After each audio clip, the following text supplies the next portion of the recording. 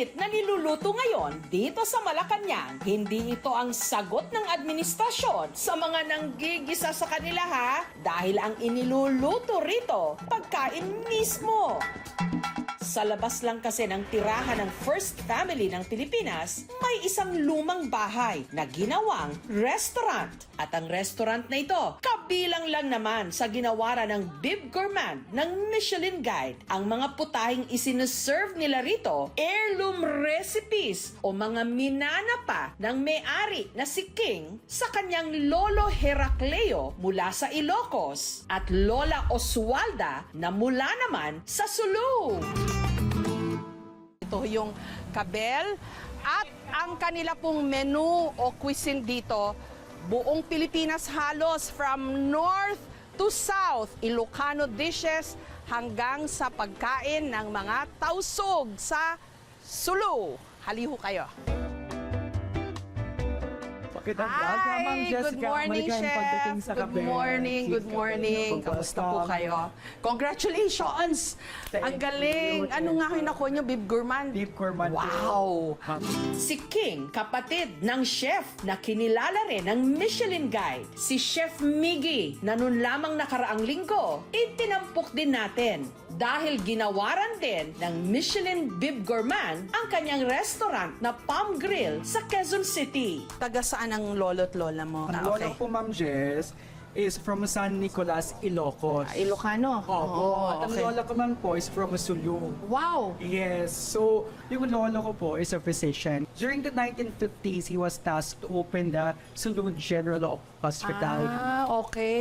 Opo. Sa Sulu, doon niya po nakita ang aking lola. Yung lola ko naman po, Ma'am Jess, is a historian, educator, turned politician naman po. Yung pagkain nila rito may love story. Ang una naming lulutuin, okoy ng kanilang Lola Oswalda. So ito yung gulay natin na kalabasa at kamote na dilaw. Okay, tama. Okay. Tapos ito ang butter mixture po natin, Ma'am Jess, na Yung vegetable. butter, chef, is It's- rice flour. Yeah, Rice yes. flour. It's rice flour, into the cornstarch, salt, pepper, Cornstarch, okay. to taste po.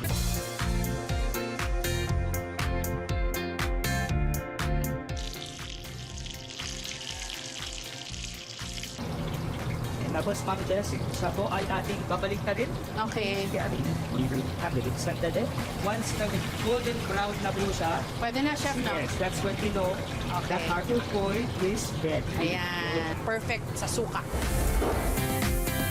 Isa pa sa kanilang ipinatikim, ang pampawi ng pagod ng mga tiga-Western Visayas, ang kansi. Ito po yung parang sinigang version ng Visayas. So, ang pampaasim ho nila, ito yung remarkable dito kasi sa atin sa Luzon, sampalok, kamyas, minsan mangga, santol. Sa kanila, batuan. Yung kanilang kansi, may langka. So, I suppose oil. So, ginigisa. Atsuete. So, lalagay po natin siya. Okay. So, And then, sous chef, Oo. importante po, Ma'am Jess, kailangan yung ating kamatis po ay ripen or pulang-pulang. hinog. Kaya Hinog. mamula-mula po yung sabaw ng kansi. Yes, tama po. Kasi yun po nagbibigay ng distinct color at flavor po ng ating kansi. And then, batuan Susunod na. po natin ang ating batuan. Okay. Ang ating kangka, Ma'am Jess, sige po, ay pinakuluan na. Pre-cook na yung langka. So, itisay na po natin siya. Itignan ito at dadagdag na po natin ang tubig. Big. Tanggal.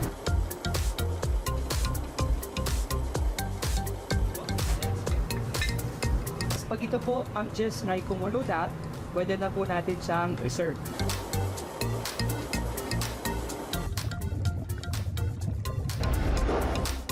Let's try.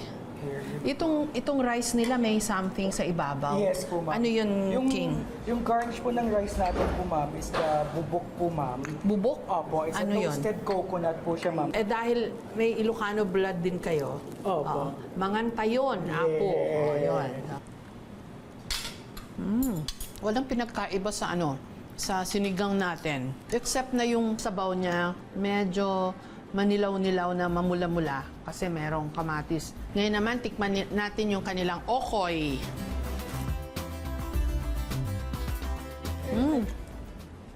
Yung kanilang okoy, very balanced. Malutong, chewy din yung kalabasa. Hindi nila tinipid sa hipon. Sarap. The way we prepare the food ko, ma'am, there's nothing too fancy. Just old way of cooking.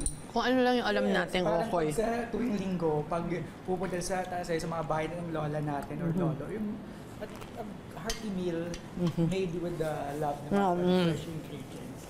Parang nararamdaman mo yung pagmamahal ng iyong mga ninuno. Kasi yung pagkain nila hanggang ngayon, nandito natitikman natin.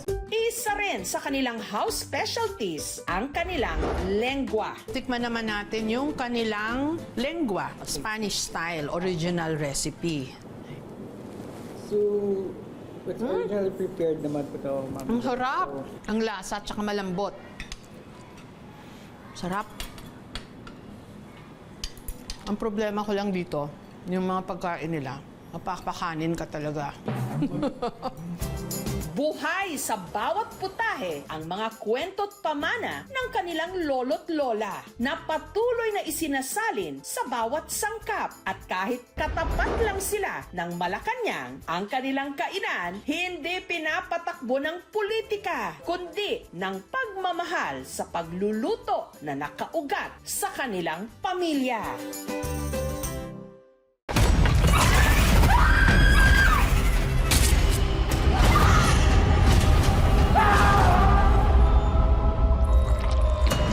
Alangga ko ikaw, Apo. Alangga ko man kaula. Ba't ka nagsiman? Maharap ko to eh. Para kay Lola din. Hindi ko na ho alam, hindi ko naiintindihan kung anong nangyari sa kanya. Makakasiguro kayong gagawin namin ng lahat para sa kanya. Wala ka ba talaga nakita, Abner? Wala ka narinig?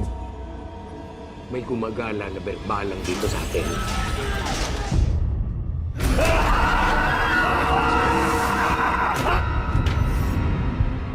Ang mga nangangambang puso't isip, ginagamit yan ng demonyo para kumapit sa kaluluwa ng tao.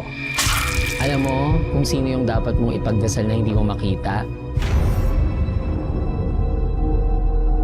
Si Pochong.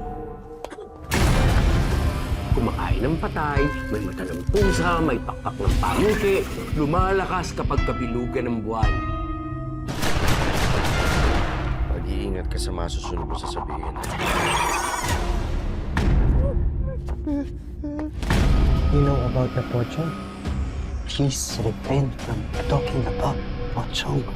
Do not attract its attention.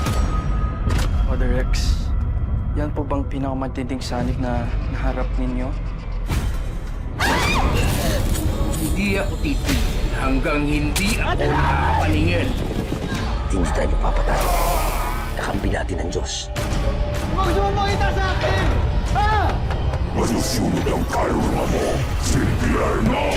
Mapatawad ang Diyos sa lahat ng lumalapit sa kanya!